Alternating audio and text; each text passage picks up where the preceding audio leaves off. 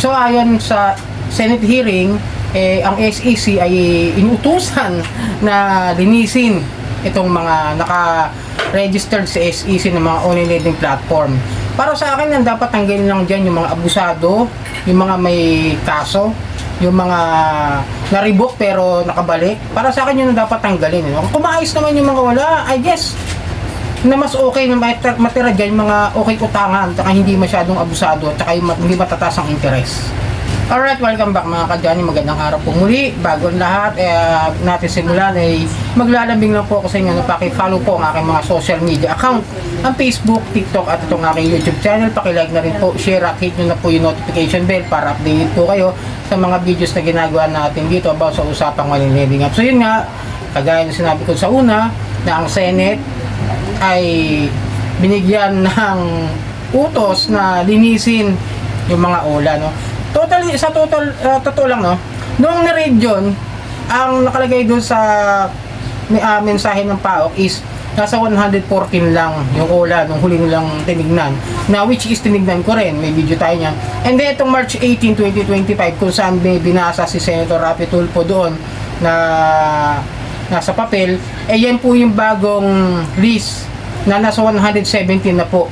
Lahat-lahat ng mga online lending platform na nasa list ng recorded ng SEC. Okay? Pero yun ang problema ron, no? Dahil nga may binanggit na may moratorium ng araw, ibig sabihin hindi na dapat nadadagdagan, imbis na mabawasan, mas nadagdagan. Katulad yung mga OLA na may na-revoke na, di ba? Example natin sila Mocha, di ba? Mga na-revoke.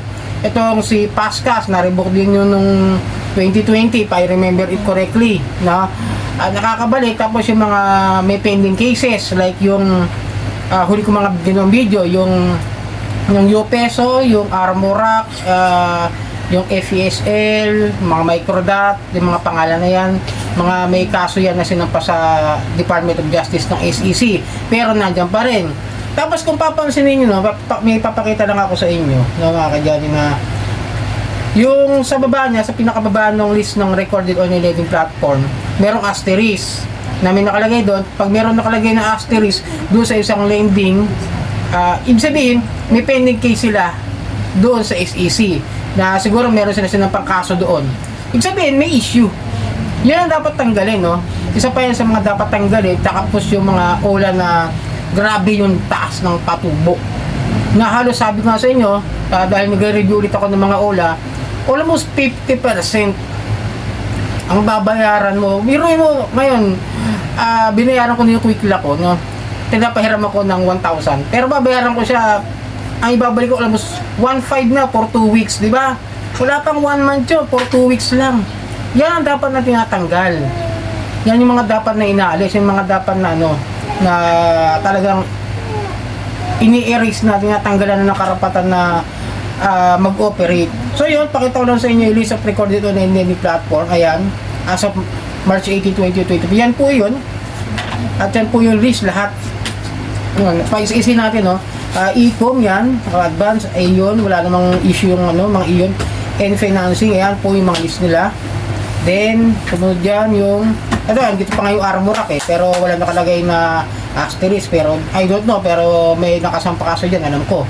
Dahil last year, 2023 ba, 2024, may sinampang kaso dyan. Yung ayuda sa tuloy loan. And then yung Asia Link, may issue, yan, no? Pansinin nyo lang, Asia Source, something, Asteria, Buena Vista, Cashmart, yan yung mga OLA na nakalisa na recorded nila.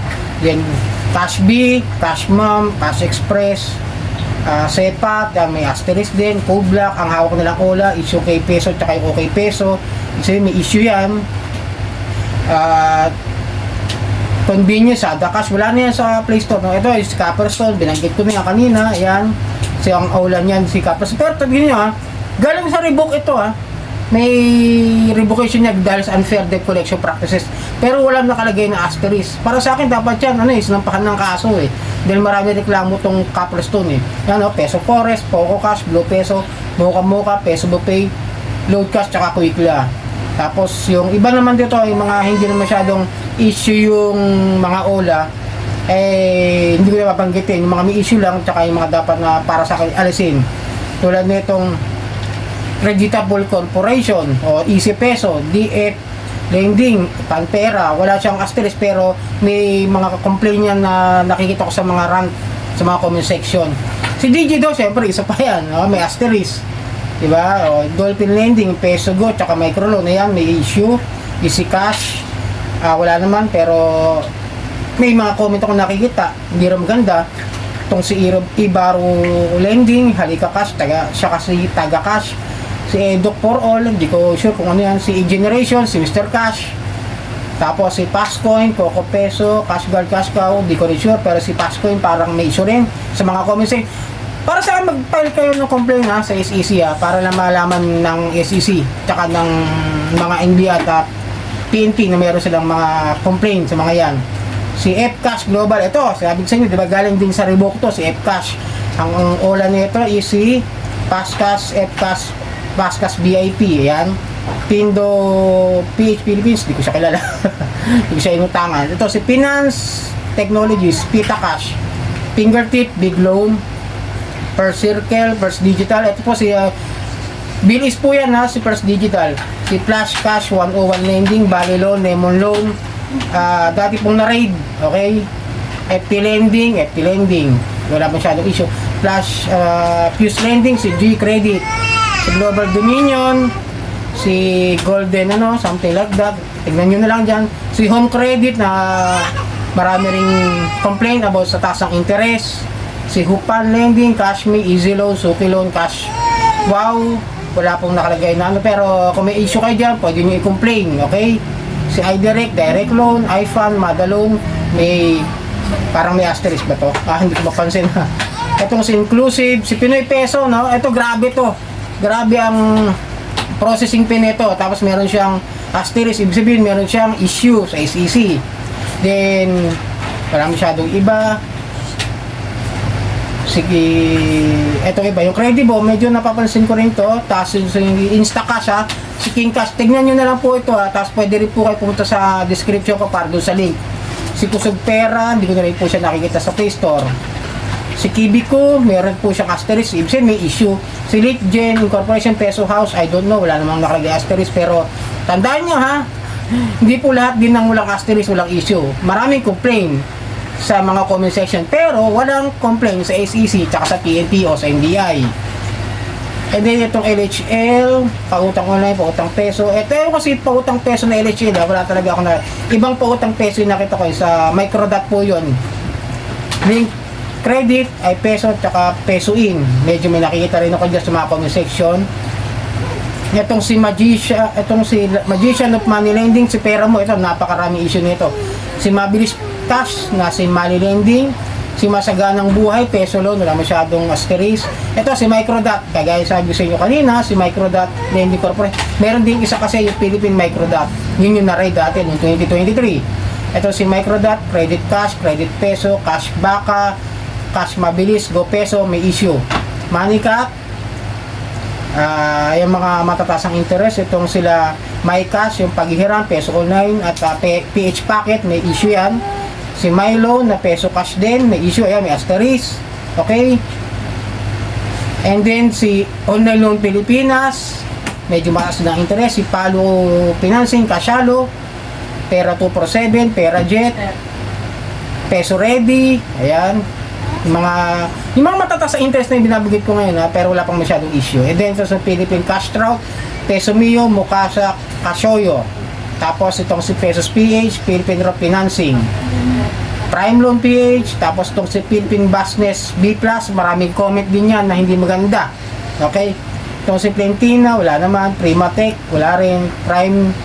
Si Prime Global Finance, si PG Finance, si Prime Fintech po, Allied Credit po yan dati. Peso Packet, wala na po siya sa Play Store po ngayon. Itong sila Quark, si Madali Loan. Yung iba rito, medyo hindi masyadong kilala, hindi masyadong may issue sa akin. Yung si Money, si Pay Later po yan, wala nang issue yan. Snapcash, Masaya Cash, Peso to You, Cash ni Juan, Peso to Go, Jet Peso. Marami ako narinig dyan sa mga ola na yan ng Snapcash, okay? So, P-Lending, Pinbro. Hindi ko rin siya recommended sa inyo para utangan dahil para siya sila OLP. Okay?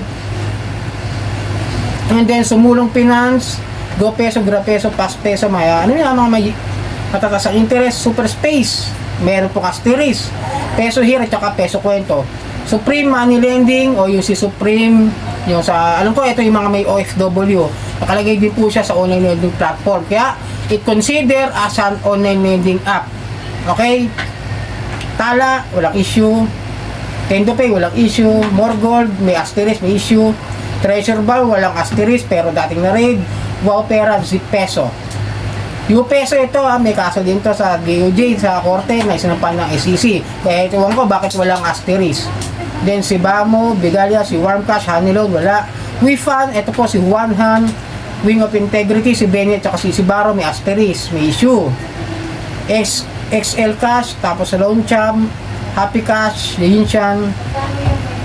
And then yun po, 117, tignan nyo na lang po para kayo makakita at mas mapag bigyan nyo na sarili nyong opinion kung ano yung mga dapat na mawala talaga sa Play Store. Pero meron naman din mga mangilan-ngilan na okay namang utangan. At yan po yung pinapalinis ng Senado doon sa SEC na dapat mawala yung mga biglang kabuti na dumami dahil dapat nasa 100 lang daw yung OLA na dapat na nasa registered online lending platform. So yun, sana mga katulong mga kadyani at po muli ang inyong lingkod. Maglalad din po ako sa inyo na paki-follow po ang aking mga social media account, ang Facebook, TikTok at itong aking YouTube channel. Maraming pong salamat at hanggang sa muli.